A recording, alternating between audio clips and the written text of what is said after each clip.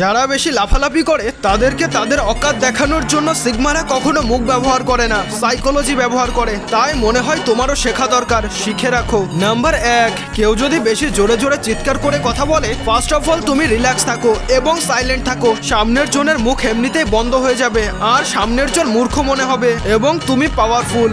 Number 2, কেউ ধরো তোমাকে অপমান করছে, তুমি শুধু শুনে যাও এবং তার কথা শেষ হলে তুমি বলো, আমাকে কিছু বললে নাকি, আমি না অন্য একটা কথা ভাবছিলাম, তুমি কি আরেকবার রিপিট করতে পারবে? যদি সে রিপিট করে তাহলে বুঝে নিও সে পাগল ছাড়া আর অন্য কিছু নয়। নাম্বার 3, কেউ যদি নিজেকে নিয়ে নিজের গুণগান বেশি করে তাহলে তুমি জাস্ট তার কথা চলাকালীন তাকে বলো, ঠিক আছে তুই অনেক ভালো বুঝতে পারছি, কিন্তু আমার এখন শোনার মন করছে না, পরে বলিস মন দিয়ে শুনবো। ব্যাস, তোমার কাজ হয়ে গেছে, বাকিটা তোমাকে আর ভাবতে হবে না। আর হ্যাঁ, একটা কথা, আমি তো তোমাদেরকে উৎসাহ দিই, কিন্তু আমাকে উৎসাহ দেওয়ার মতো কেউ নেই। তোমরাই না হলে বন্ধু ভেবে কিছু বলে যাও। আর হ্যাঁ, সময় না থাকলে থাক, আমি কিছু মনে করব না।